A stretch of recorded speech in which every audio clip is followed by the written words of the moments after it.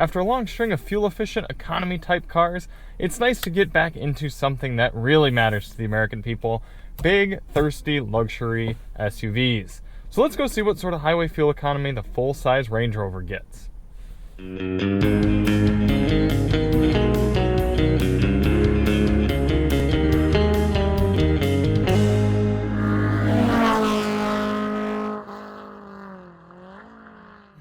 Hey everybody, it's Charlie from Daily Motor. Tonight we've got the real-world highway fuel economy test on the 2023 Land Rover Range Rover. In this test, we're going to head out on the highway and do 50 miles out and 50 miles back, averaging 70 miles per hour, to get a realistic fuel economy number for this luxury SUV. Before we get started, let's hop out and take a look at it. This is the P400 model, meaning we're rocking a turbocharged inline-six engine, along with a 48-volt mild hybrid system. Should give it a little bit of extra grunt off the line, a little bit of extra efficiency, but mostly just makes for a smooth driving experience. Still plenty of power, even though there is an optional V8 as well. If you do want to see more on the Range Rover, check the link below. We're going to be doing a members-only sound test here tonight, where we test out this Meridian sound system with member-requested tracks. We've also got a normal sound test. We've got full review. All that will be linked below. So why do we do this test? Well, the EPA's highway fuel economy test, which actually I forgot to check to see what we get with this one. So why do we do this test?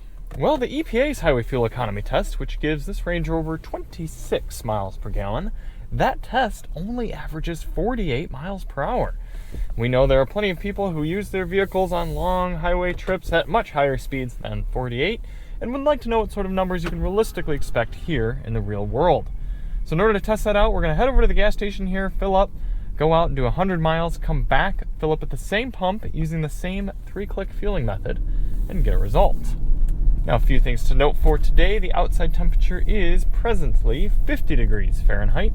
Probably going to drop a little bit as we go on with the test here.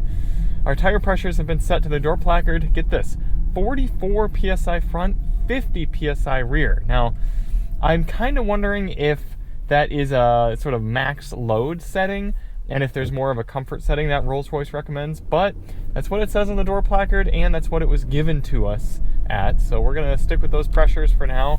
I don't know if that's what the EPA did their testing on, but we will check the fuel filler cap. A lot of times with European cars, the fuel filler cap will read kind of more of a comfort PSI readout.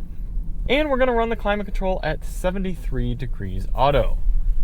I'm just realizing that the pump is actually over on the other side. I don't know if we've had a right side gas fuel filler cap in a long time. All right, let's hop out and fill it up.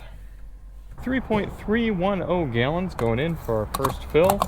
You can see no sort of alternate tire pressure readout, so it's just running really high pressure for some reason. I feel like the ride quality would be better in this car if it had lower tire pressures, because I have noticed it's firm, a little bit crashy. Before we get started, we're going to set the climate control at 73. We're going to reset the GPS and the car's trip computer, and we're ready to begin. Car comes right to life, that nice mild hybrid system there. We do have a few different drive modes here in the Range Rover. We have Dynamic, Eco, Comfort, Grass, Gravel, Snow, Mud and Ruts, Sand, Rock Crawl, and Wade. We will not be doing this test in Wade. We'll be doing it in Eco, although I suppose you could pose the argument that Comfort would be a better mode to do this test in, because if someone's driving in a Range Rover, they're probably going to stay in Comfort mode. Yeah, you know what? All right, I'm going to go against my own protocol. I've talked myself into it. We're going to do Comfort mode, because why not, right? You know, Rolls-Royce, it's Range Rover. It's about being comfortable. Now, the goal of this test isn't to hypermile. We're not trying to squeeze the best fuel economy as possible out of this car, but rather get a realistic figure. So in order to do that, we're going to get up to highway speed here at a reasonable pace, not snail slow like that GLE is doing. And we're going to set the cruise control at a GPS indicated 71 miles per hour. It should allow us to get about an average of 70 over the whole test. A little bit later on in the evening here, traffic is flowing nicely.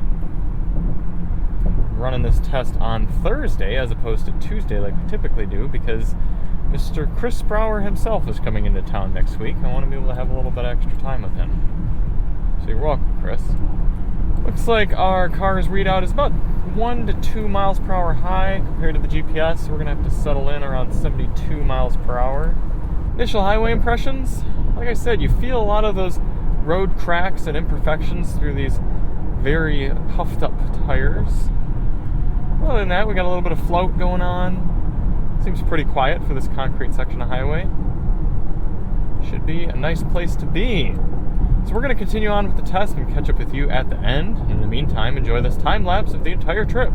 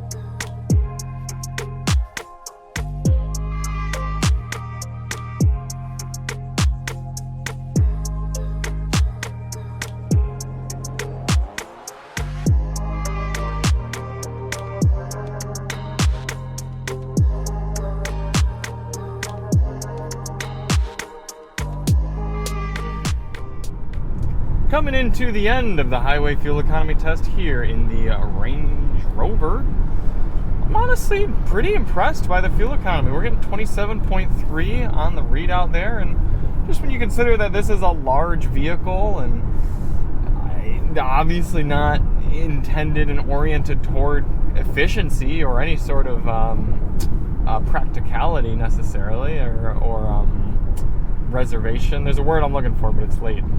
Forgetting it, but modesty maybe is one of them. Not a bad figure. You do still have to put premium fuel in, obviously, so that's going to ding you a bit, but better than I expected. Probably partially has to do with this super low rolling resistance of these puffed up tires.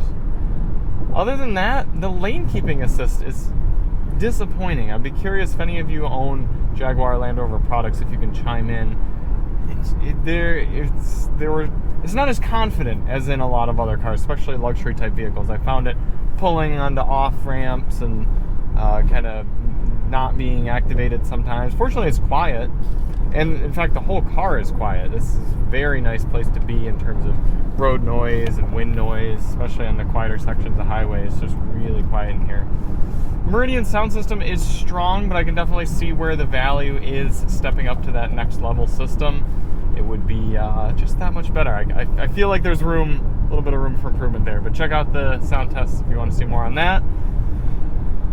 Overall, nice place to be. Good amount of adjustability to the seats, nice little armrest that the car has here, but there's also a cumbersome aspect to the car, and then the ride could be smoother. So we're going to get it back to the pump, fill it up, and see what our pump calculated number is. 3.997 is what we ended up putting in for our final fill, and after traveling exactly 100 miles, we got 100 miles divided by 3.997 gallons. It's given us, quite a bit lower than the readout on the dash. That's interesting. 25 miles per gallon according to the pump, 27.5 according to the car. So we're going to split the difference right there, right at that EPA number, 26 MPG here for the full-size Range Rover P400. I should have mentioned at the beginning too, this is the short wheelbase model for this car, not the long wheelbase. So yeah, I mean, I feel like getting mid to high 20s is decent for what this car is, but I don't know. 23.8 gallons in the tank times at 26 miles per gallon. You should be able to easily achieve 600 miles. We're saying at least 610 here, cruising steady state 70 miles per hour in the full-size Range Rover. So it'll be interesting to get something like a BMW X7 and compare it, but I think it would do a little bit better, but still not a bad figure here. Thank you all so much for watching. If you do want to see more on the Range Rover, check the link below. We got that Meridian sound test and the full review and a bunch of good stuff. And we'll see you on the next one. I'm Charlie from Daily Motor, and as always, drive on.